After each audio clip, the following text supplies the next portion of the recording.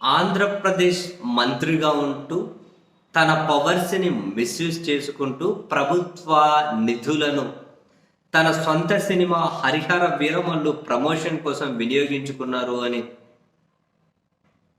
ఉప ముఖ్యమంత్రిగా ఉన్న జనసేన అధ్యక్షుడి మీద రిటైర్డ్ ఐఏఎస్ విజయ్ కుమార్ గారు దాఖలు చేసిన పిటిషన్ మీద హైకోర్టులో దీని మీద సిబిఐతో విచారణ జరిపించాలి, ఏసీబీ సిబిఐతో విచారణ జరిపించాలి అని.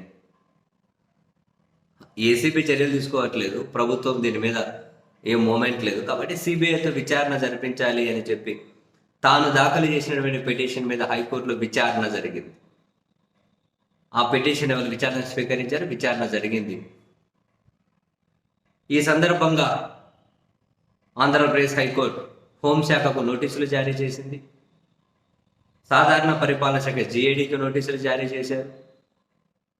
అండ్ ఇందులో ఏసీబీ సిబిఐ వీళ్ళ పేర్లుగానే ప్రింట్ చేయమని హైకోర్టు రిజిస్ట్రీకి ఆదేశాలు జారీ చేసింది. తదుపరి విచారణ ఒక వారం రోజులకు వాయిదా పడింది. ఇంట్రెస్టింగ్.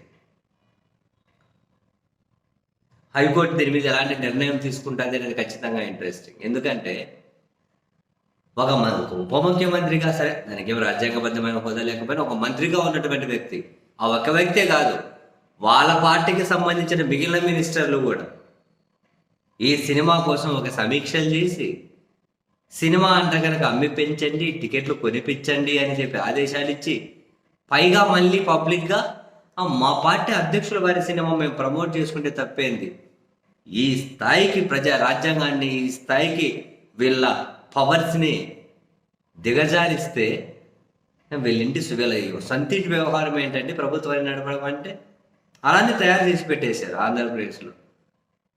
ఈ సినిమాలో ఉన్న వాళ్ళు ఫస్ట్ షూటింగ్లకు వెళ్ళాలి, మంత్రివర్గంలో ఉన్న వాళ్ళు షూటింగ్లకు వెళ్ళాలి అన్నా కూడా నిషేధం విధించాలి. వాళ్ళు ఏమైనా సినిమా షూటింగ్ చేయాలి అంటే 2 నెలలు వాళ్ళు మంత్రిగా పక్కకు తప్పుకొని అప్పుడు షూటింగ్లకు వెళ్ళండి అని చెప్పాలి. ఆ విధంగా చట్టాలను చేయాలి. గవర్నర్ ఆ మేరకు ఏమైనా కనుక ప్రొసీడింగ్స్ అన్ని ఇవ్వాలి. లేకపోతే ఏంటండి, మంత్రిగా ప్రభుత్వ ఏమంటారు ఇచ్చే పవర్స్ని ఎంజాయ్ చేసుకుంటూ ఆ నిధులను ఖర్చు పెట్టుకుంటూ సినిమాలు, సినిమా ప్రమోషన్లు, దేశమంతా ఇదే రూలు వర్తించాలి. సినిమాలో ఉన్న వాళ్ళు మంత్రిగా ఉంటే వాళ్ళు బయటకు వెళ్ళాలి అంటే మంత్రిగా పక్కగా తప్పుకొని వెళ్ళాలని చెప్పాలి. పైగా మంత్రులు ప్రమోట్ చేశారు దీనికి. రూపాయికి పనికిరాని సినిమా వాళ్ళు ప్రమోట్ చేసి థియేటర్లకు రండి, కొనిపించండి, ఏం కావు కేకలు పెట్టిన ఎవరు పట్టించుకోలేదు. ఎవడు పట్టిస్తాడని 2.5-3 గంటలుగా నెత్తి నొప్పి అని, అందుకని ఎవడు పట్టించుకోవాలి, అది వేరే విషయం. కానీ పిటిషన్ మీద హైకోర్టు ఎలాంటి నిర్ణయం తీసుకుంటుంది అని అయితే ఇంట్రెస్టింగ్, చూద్దాం.